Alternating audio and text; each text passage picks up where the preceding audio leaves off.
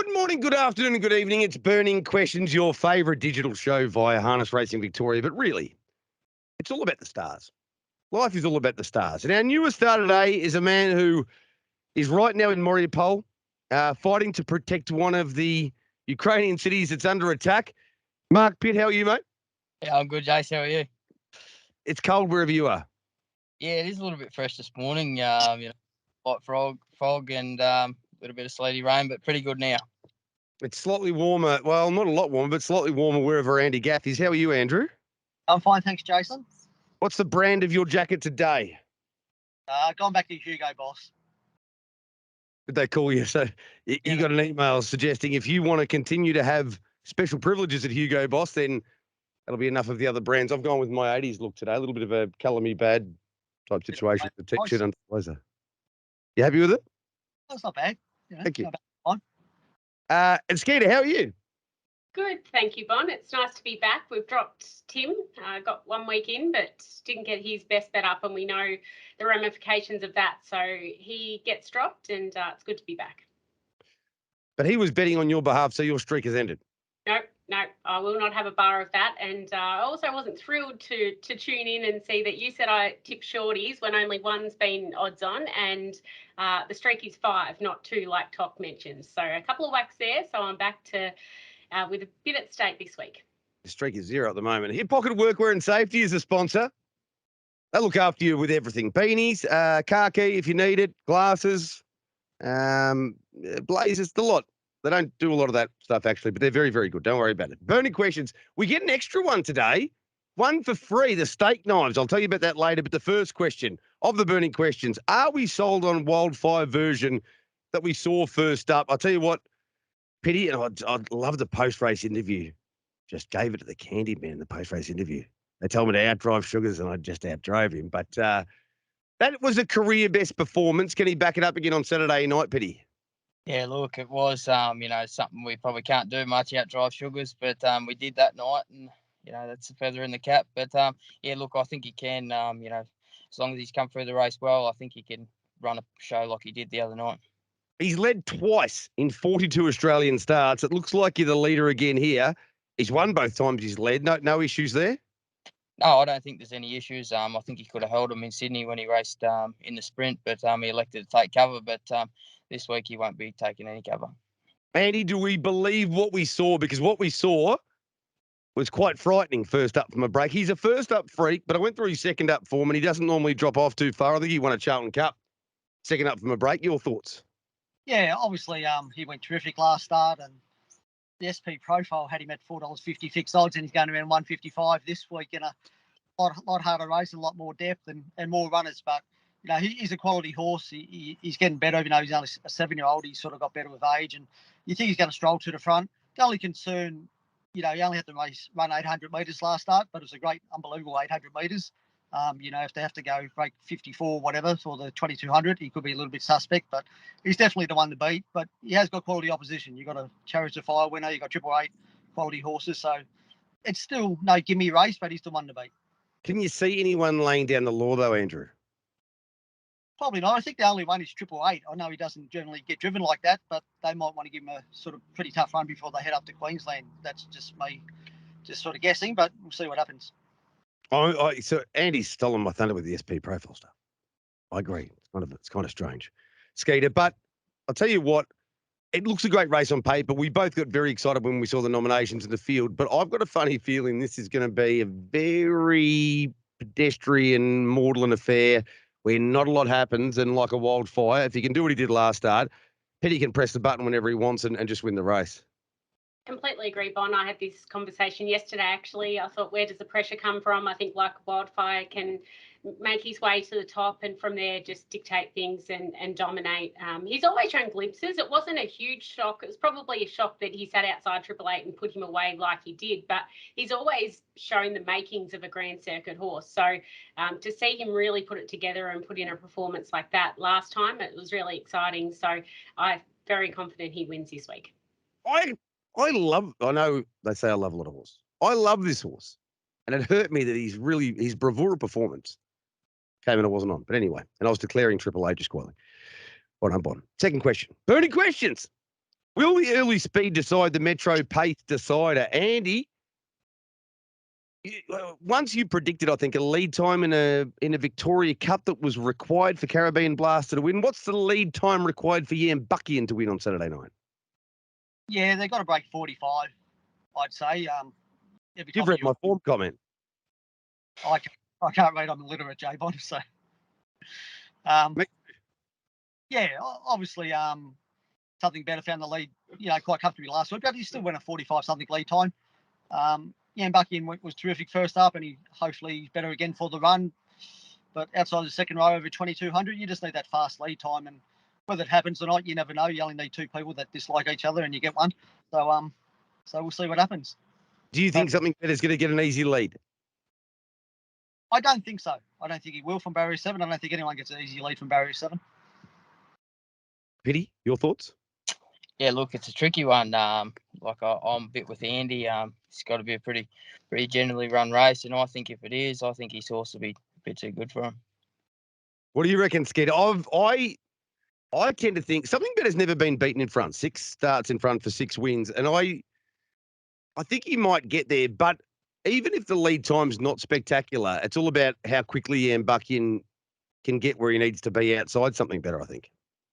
Yeah, it's a really deep race, this race, isn't it, Bon? And I think totally tempo dependent like everyone else. I don't know if something better's guaranteed the front. If he does, there's no doubt he's the horse to beat. But there's so much quality off the back row as well. Helliver didn't, he did what he could do last week, and Yambuckian was so impressive. So, yeah, I think it's going to be tempo dependent, this race, and the winner. And it's a really, really good race. Who's the best roughie in that race? Skeeter? Have we seen a market? Yes. Well, anybody outside something better in Yambuckian, you can have your pick of anybody else. Maybe Helliver. Pity? Oh, it's a tricky one. Probably, I reckon Mr. Perfect. Of course you do. Of course you. Andy? Drain the Swamp. Drain the Swamp for me as well. I think he's only ever won in front, but I tell you what, he works home really well in the heat. And when you go back, if it's a really, really fast run race, I think the Drain the Swamp can win at double figure odds. Question 3, Mark Pitt. Can Von Art continue her freakish winning streak? I'm still not sold. You're going to have to pitch me here. You were behind the leader. You got the job done. The picket fence form line. Andy said she'd win. Yada, yada, yada. Is she really good or not? Yeah, look, this week's probably another test for her again. She's probably up in grade a little bit more this week than she was last week. I know she got a good trip behind the leader last week and finished off well, but she's not. I don't think she'll find the front this week. So, she's probably going to be 1 out, 2 back, 1 out, 3 back. So, she'll have to make a move at some point. And, whether she's better than him, she is. But if she isn't, she isn't. But I still think she's a pretty nice mare. That was a bob each way from Pity, I've got to tell you. But the good news is there's been no gunfire that I've heard recently. So obviously everything pretty cool. Maybe there's a ceasefire. Andy, what are your thoughts here? You did say she's been savaging the line. You said she'll win that race, and she did. I think she's going to get shuffled back, and there's a couple I've got in front of her. Yeah, that's another big step up in class for her, and she's not going to find the pegs, I don't think. So, again, winning form's good form. She's definitely a winning hope, but she'll need things to go away. There's some mares in this whose figure form doesn't look probably that flash on paper, but are racing really well. So it's a tricky little race, but yeah, it's probably going to be $3.50 the field, I'd say. I don't think there's any standouts. So whoever has luck in running is going to be probably winning the race, and Von Art's one of them. But again, you're probably going to have to take unders compared to last start. You parked out in the Long Forest today. This isn't your normal location. No, I'm only about 50 metres from where I normally are, but found a tree in the background. It's beautiful to see a little foliage. Skeeter, your thoughts here? I had an avant-garde idea that if Let It Linger can just lead comfortably and Yolanda follows through, Yolanda might even be able to work around and find the front here. But I've predicted you're an Enchanted Stride nuffy. So I'm thinking you're going to be thinking Enchanted Stride's the one to beat, and that's what I think as well.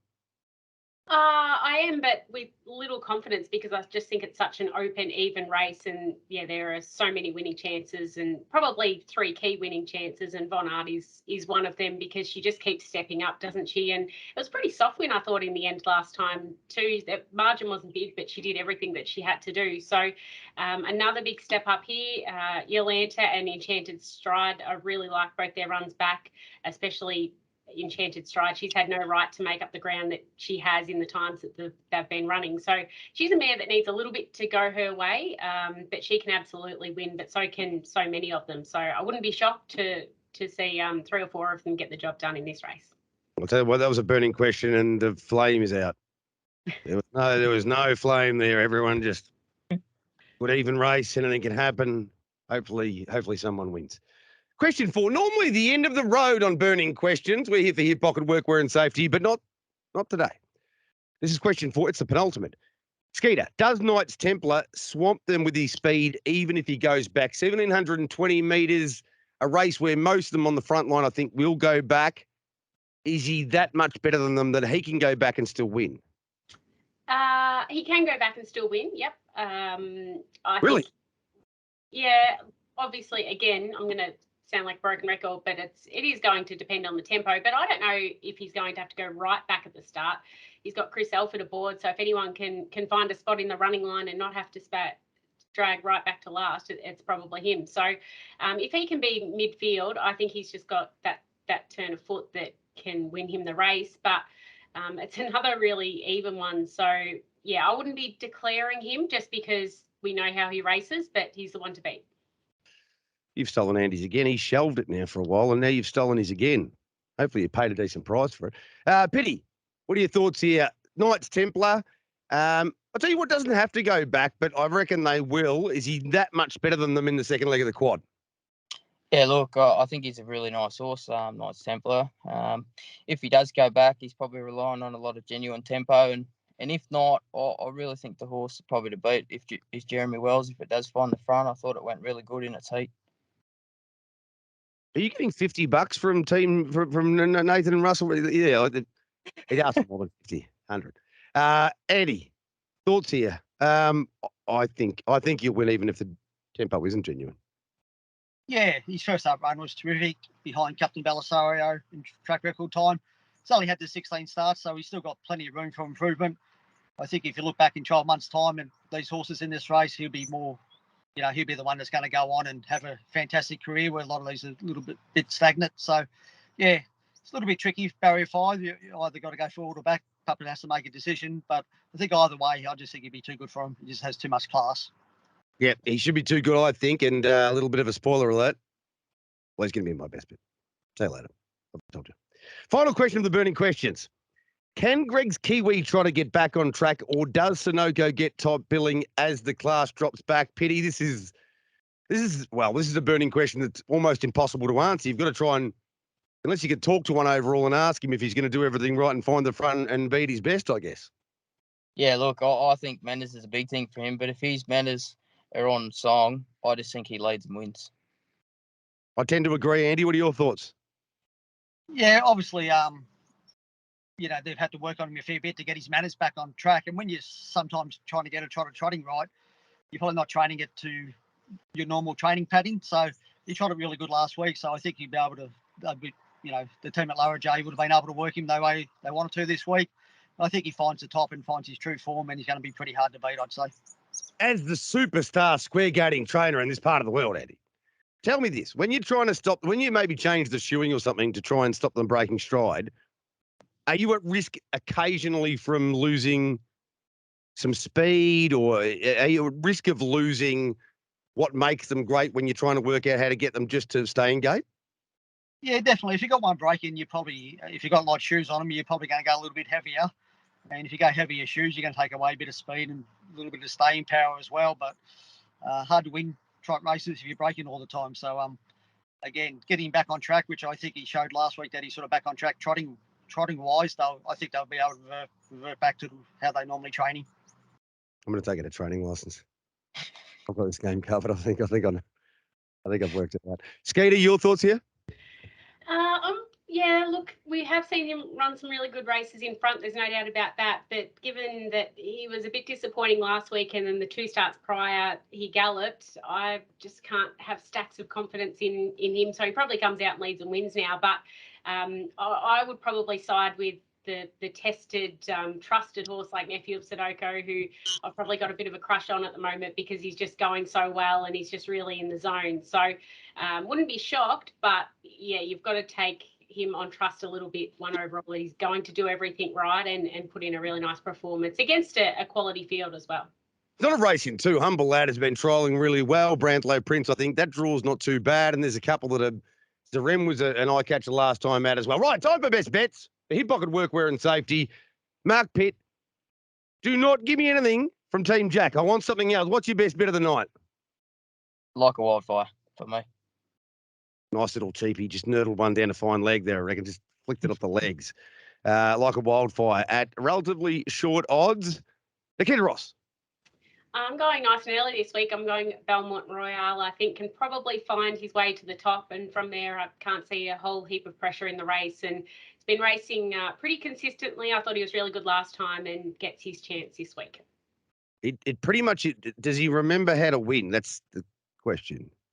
I hope so. That is the risk, but I think if he's going to, it's this race.